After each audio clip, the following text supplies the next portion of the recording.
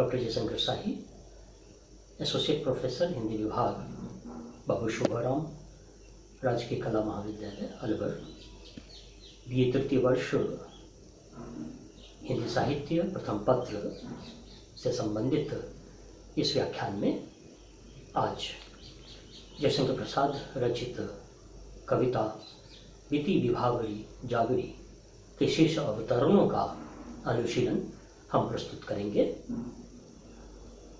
हमने देखा कि किस प्रकार से इस गीत का जब हम श्रृंगार परक अर्थ अन्वेषित करते हैं तो इसमें जो घटना है, जो इंसिडेंट है, जिसका चित्रण प्रसाद जी ने किया है कि एक नायिका अपनी सोई हुई नायिका को जगाने की चेष्टा कर रहा है।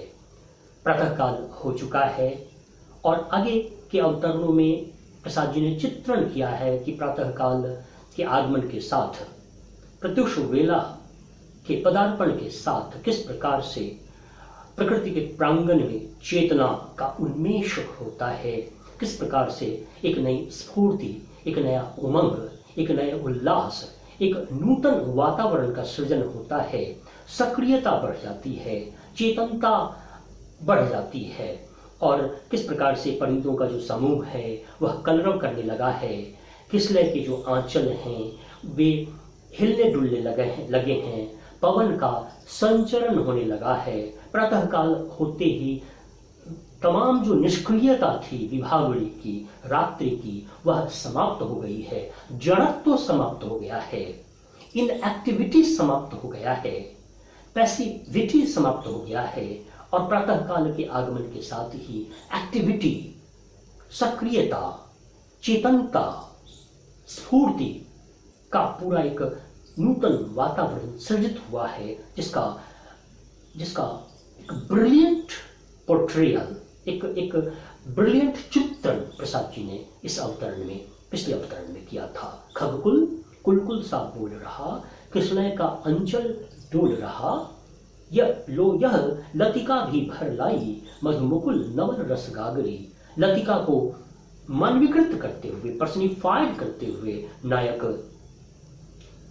कह रहे हैं, अपनी नायिका को जगाना चाहता है कि रस की गागरी को भरकर यह जो लतिका है, यह जो वल्लरी है, यह जो लता है, वह लेकर के आई है। लो यह लतिका भी भर लाई, मधुमुकुल नवल रस गागरी। तो एक सक्रियता का चित्रण, एक चेतना का चित्रण यहां हम देखते हैं। और आगे का जो अंतिम अवतरण है इस गीत का, उसमें देखें, अधरों में राग अमंद पिए, अलकों में मलयज बंद किए, तू अब तक सोई है आली, आंखों में भरे विहागरी, बीती विभावरी जागरी। यह गीत का अंतिम अंश है।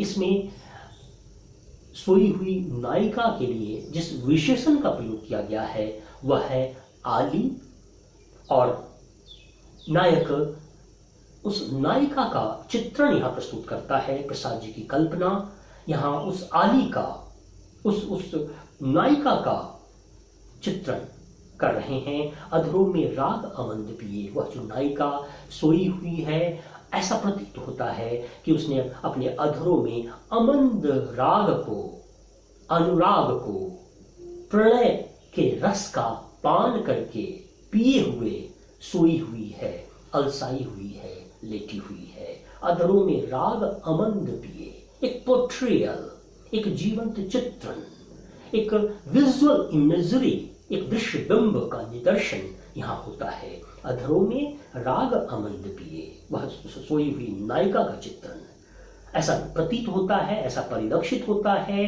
कि उसने अपने अधरों में अमंद, जो कभी मंद नहीं पड़ता, जो कभी समाप्त नहीं होता, जो अंतहीन है, ऐसा राग, ऐसा अनुराग के रस का पान किए हुए वह आली, वह नायिका सोई हुई है। अधरों में राग अमंद पिए, अलकों में मलयज बंद किए। और ऐसा प्रतीत होता है कि उस नायिका, वह जो आली है, वह अपने अलक राशि में, अपने केश राशि में, अपने बालों के जाल में मलयज को कैद किए हुए है, अर्थात मलय पवन को बंद करके वह सोई हुई है। तो अधरों में राग अमंद पिए, अलकों में मलयज बंद किए, तू अब तक सोई है आली, आंखों में भरे विहाग रे। आंखों में विहाग जो एक प्रकार का राग होता है, जो रात्रि के दूसरे प्रहर में जिस राग को आलापा जाता है, जिस आलाप को, जिस राग को गाया जाता है, जिस रागिनी को, तो उस विहाग ऐसा प्रतीत होता है कि नायिका ने अपने अधरों में अमंद अनुराग के रस को पिया हुआ है।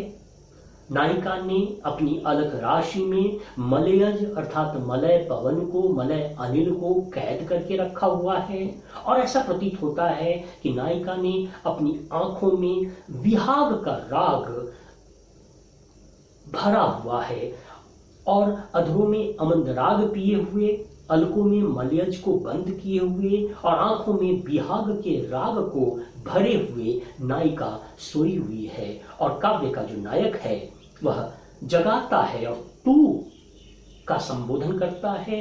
तू अब तक सोई है आली, हे सखी, तुम अब तक सोई हुई हो, जबकि प्रातःकाल हो चुका है, विभावरी बीत चुकी है, रात बीत चुकी है, प्रातःकाल का आगमन हो चुका है और तू अब तक सोई हुई हो। इस वक्तव्य के साथ ही मैं अपनी वाणी को विराम देता हूँ।